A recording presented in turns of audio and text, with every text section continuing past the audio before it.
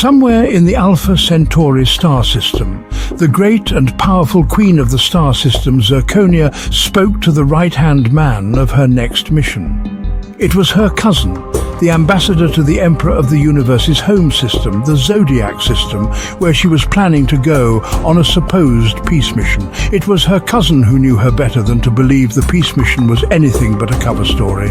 He found he was right when he pressed her on the true reason she would travel so far. I'm going to promise peace with our system. Then why go yourself? Why not just send me? It comes with an alliance. Alliance? What are you plotting? I shall become his wife as he is a widower. He has no wife. To stop the war with the people in the magician's empire, he cannot refuse a truce. He's a peace lover. Why do you want to marry him? You have never met him. I want to rule the universe. He is the emperor. You will just be a consort. I plan to kill him on our wedding night. Then you would be the ruler. Yes. Many light years away on a small, almost insignificant planet was the home to the Emperor and his family, the magicians.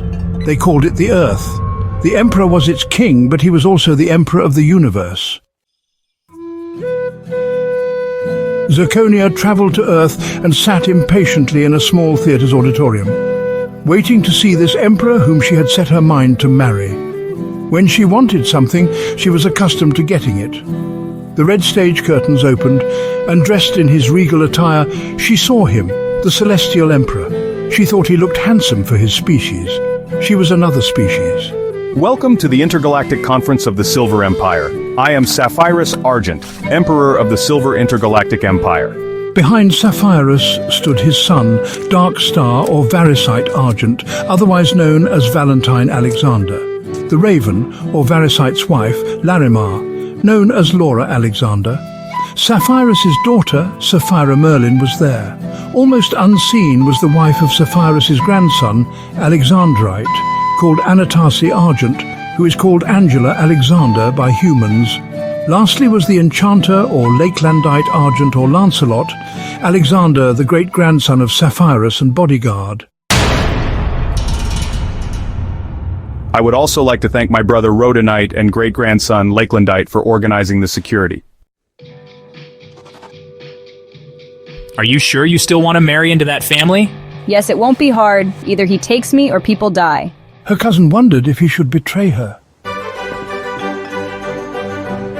Later there was a grand masked ball in another part of the theatre, where the royal family and guests mixed to play and, discuss politics.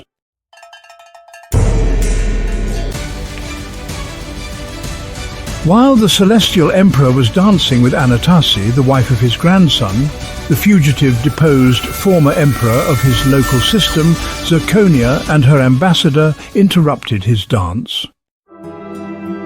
Hail, my emperor. Hello, who is this young lady with you? I haven't seen her before. My cousin Zirconia, the queen of Alpha Centauri star system. She wanted to meet you. Oh, hello, your majesty. Nice to meet you. This is Anatasi, my grandson Alexandrite's wife. I came to see you, Emperor Sapphirus, not your little minions. She is not a little minion, she is— Stop doing that! I nearly had a heart attack! Hello to you too, Gramps. Ow, my emperor, my queen wants me to suggest a political— Ow, offer a peace offering? We aren't at war. I want to make a peace offering. It's marriage to me or war with my people. The Emperor and his grandson's wife looked shocked. I cannot accept your offer. Do not bring it up again. He is not married. He must take me as wife. No one ever refuses me. You are the last woman in the universe I'd take for a wife. You are a tyrant. Lakelandite stood arguing with the ambassador. Zirconia followed the Emperor to demand he take back the insult to her. When she caught up to him, she found the Emperor and Anatasi in an empty room kissing like lovers. What is this? What is this? Are you having an affair with your grandson's wife? The lovers jumped apart. Anatasi ran out of the room, scared. She's my wife! You aren't married to her, your grandson is. I am my grandson, Alexandrite, her husband. I was trapped in the past and became Sapphirus, so now I am two people. Zirconia smiled. She now knew how she could become Celestial Empress. You must marry me now.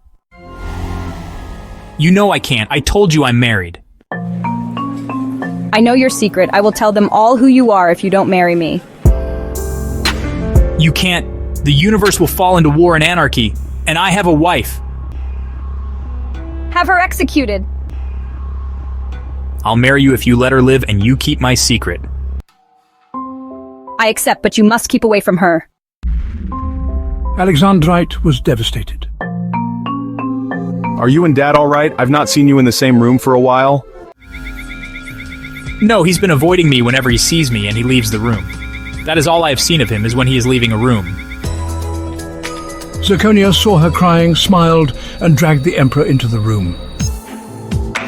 Zirconia makes Alexandrite announce his upcoming marriage to the Queen. The Uncrowned Empress runs away to cry. The Queen thinks she has won and takes joy in the wife's pain. The son of Alexandrite watches the sad Emperor. He was full of anger and bitterness. Everyone else cheers at the good news. That night the Emperor cried himself to sleep, remembering Anatasi running out of the room in tears. He had abandoned and betrayed her. It hurt them both a lot. A month later, a broken-hearted man married Zirconia, praying he could hold himself together during the wedding. He wanted to refuse her, but he had taken her as his wife. His other wife was there, silenced by a spell on Zirconia's order. Zirconia was very cruel, and she was now the Empress. On his wedding night, Alexandrite went to his marriage bed and slept beside his cruel bride. She later awoke from her sleep, seeing the sleeping body of her husband beside her. She rose, picked up a pillow and placed it on his head until he was dead. Why did you have to do that? Who are you? Why are you here? I have what I wanted. You can take him away. Why did you kill him? I want to rule the universe, so I married the Emperor. His wife will be dying soon. Are you planning to die then? Not me, Anatazi, his other wife. I will have her executed tomorrow. Oh? Why aren't you going? Leave me now! So you don't know me? No, should I? The Reaper disappeared into thin air. You don't know of my curse. I die only to come back. How?